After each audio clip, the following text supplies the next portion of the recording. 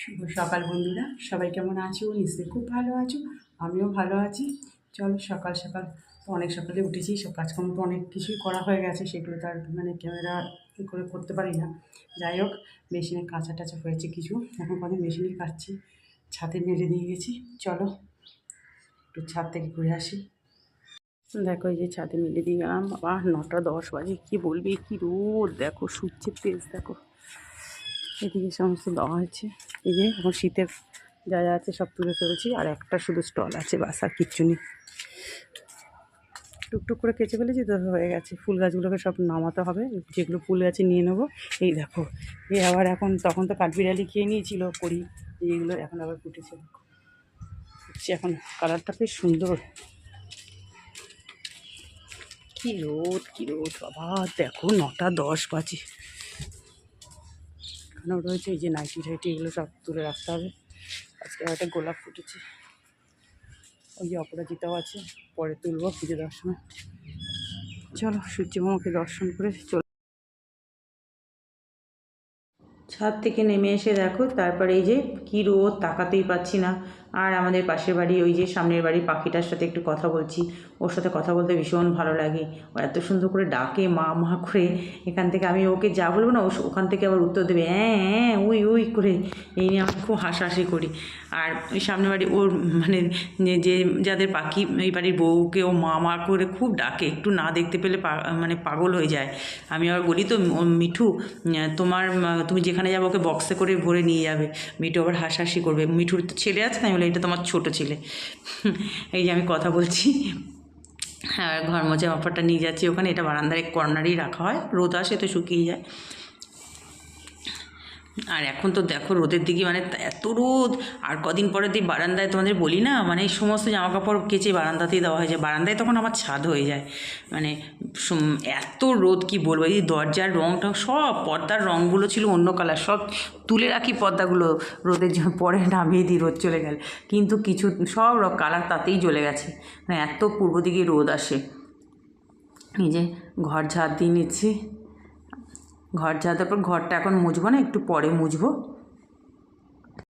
তারপর দেখো যে টিফিনের জন্য একটু পরোটা ভাজছি, মেয়ে পরোটা খাবে না, আমার জন্য দুটো ভাজছি।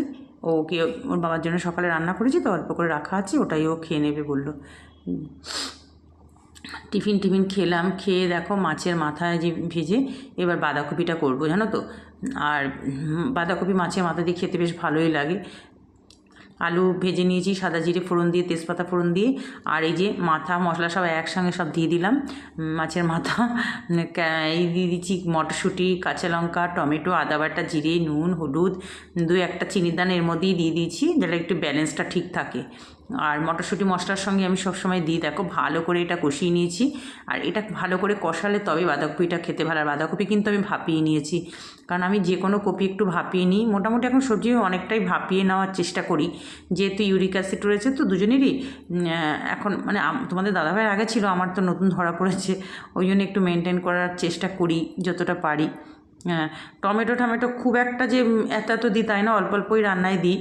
আর কোনো ডাক্তার বলছে যে মানে কোনো প্লান্টসে কিছু হয় না, বেসিক্যালি তোমার খাসির মাংসটা খেতেই বারণ করছে, ওই জন্য খাসির মাংস এখন খাই না বলতে গেলে, মানে খেতে ইচ্ছা করলেও খেতে পাচ্ছি না, এই জন্য এখন একটু কম আছে ইউরিক অ্যাসিডটা, তবু যতটা মেনটেন করা যায়। দেখো এবার ঢাকা দিয়ে দেবো। আর এই বাঁধাকপি তো বারবার নাড়াচাড়া করতে হবে, মাঝে মাঝে ঢাকা খুলে। এই এক বাঁধাকপি যদি রেখে কোথাও বেশিক্ষণ যা মানে অন্য কাজ করি, নিচে ধরে গেলে না, সেই বাঁধাকপি খেলে যা হয় শরীর খারাপ। আমার একবার হয়েছিল জানো, তারপরের দিন বিয়েবাড়ি ছিল, বিয়েবাড়ি যা অবস্থা হয়ে গেছিলো কি বলবো, রাতে ওটা খেয়ে। এই জন্য বাঁধাকপি খুব সাবধানে রান্না করতে হয়। তারপরে দেখো আবার কড়াঠড়া ধুয়ে বসিয়ে দিলাম জিওল মাছ, কই মাছ, কারণ এই মাছ আনতে বললাম, আর মেয়ে তো খেতে পারে না কই মাছ, ওর জন্য আলাদা রুই মাছ রয়েছে, আর শোল মাছ 1 পিস রয়েছে, সব মিলিয়ে রান্না করব। বেশ ভালো হয়েছিল ঝোলটা।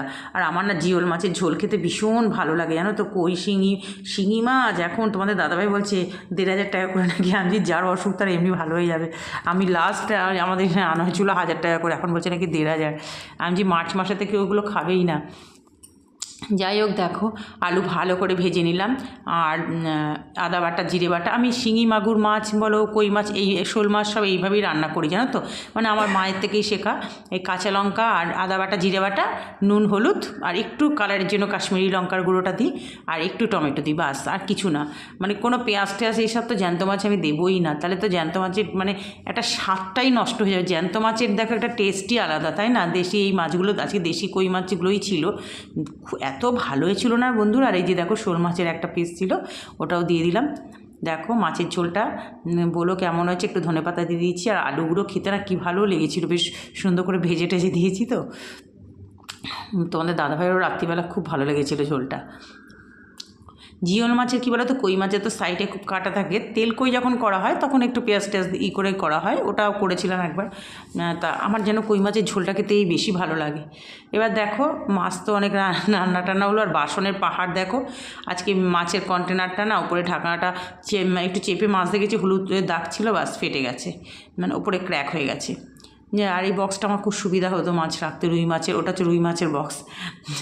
এই যে একটা একটা করে বাসন মেজেছি, এবার ধোয়া হয়ে যাচ্ছে। আর অনেক বাসন আজকে না, মানে মাঝখানে একবার মাজি তো, সেটা মাজা হয়নি, ওই জন্য আজকে বেশি জমে গেছে বাসন। আর জমে গেলে না আমারই কষ্ট হয়।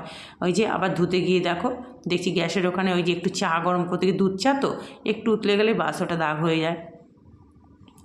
চলো একটা একটা করে বাসন ধুয়ে রাখছি। এই যে ধুয়ে দিয়ে সাইডে সব জানলা ঠানলা খুলে দেওয়া হয়েছে, কারণ প্রচণ্ড রোদ টোদ। এখন আরও ওইদিকে রোদ নেই, বারান্দার ওদিকে কিন্তু এখন একদম ছায়া পড়ে গেছে, আর রোদই নেই এখন। আবার এই দিকটায় রোদ চলে এসছে, এই দিকটা সকালে রোদ থাকে না, মানে রোদ তো বারবার ঘুরে যায়, চেঞ্জ হয়। আর দেখো এই যে ভালো করে বাসনগুলো একটা একটা করে ধুয়ে রাখছি। আর যে সকল বন্ধুরা আমার এতক্ষণ ধরে ধৈর্য ধরে ভিডিও পুরো পর্যন্ত আছো, তাদেরকে অনেক অনেক ভালোবাসা। আর যারা আমার চ্যানেলটায় অলরেডি সাবস্ক্রাইব করে দিয়েছো, তাদের অসংখ্য ধন্যবাদ। তোমাদেরকে বলি যে ধন্যবাদ বললেও তোমাদের কম বলা হবে। যাই হোক, এবার দেখো গ্যাসটা ভালো করে মুছে নিচ্ছি। আর যারা আমার চ্যানেলটা এখনও সাবস্ক্রাইব করোনি, তারা প্লিজ একটু সাবস্ক্রাইব করে আমার পাশে থেকো। আর তোমরা ভিডিওটা একটা লাইক দিয়ে একটু কন্টিনিউ করো। আমি কিন্তু প্রত্যেকের ভিডিও কিন্তু পুরোটা দেখে দিই, কিন্তু পুরো ফুল ওয়াচ করে দিই আমি। অনেকে আছে একটুখানি দেখে চলে যায়, সেটা আমি ওয়াচ টাইম দেখেই বুঝতে পারছি ওয়াচ টাইম দিনে দিনে কোথায় চলে গেছে। কি বলবো আর বলো, আর রোজ রোজ বলতেও ভালো লাগে না। কি বল, এত খেটে ভিডিও আপলোড করি, একটা এডিটিং করতে কত কষ্ট হয়। যারা যারা ভিডিও আপলোড করো, এডিটিং করো, তারা তো জানোই সবাই। আর কি বলার কিছু নেই, যা চলো কাজগুলো সারি। কার সাথে সাথেই তোমাদের সাথে অনেক মানে বললাম দুঃখের কথা, অনেক কিছুই বললাম, যে এত বছর ধরে খেটে যাচ্ছি, কোনো ইমপ্রুভ নেই। চলো গ্যাস ট্যাস মুছে নিই। দেখো পুজো দেওয়া হয়ে গেল। মহাদেবকে দেখো কত সুন্দর অপরাজিতা ফুল দিয়ে সাজিয়ে দিয়েছি, একটা বেলপাতা দিয়ে। এই দেখো বন্ধুরা পুজো দিয়ে, আর এত রোদ কি বলবো, সব জামা কাপড় তুলে নিলাম, আর কয়েকটা রয়েছে যেগুলো লাস্টে দিলাম। এই যে মা মেয়ে দুজনে খেতে বসে গেলাম, একটু ধনেপাতার চাটনি নিয়ে নিয়েছি, আর যা যা রান্না করেছি সব নিয়ে খেতে বসে যাই।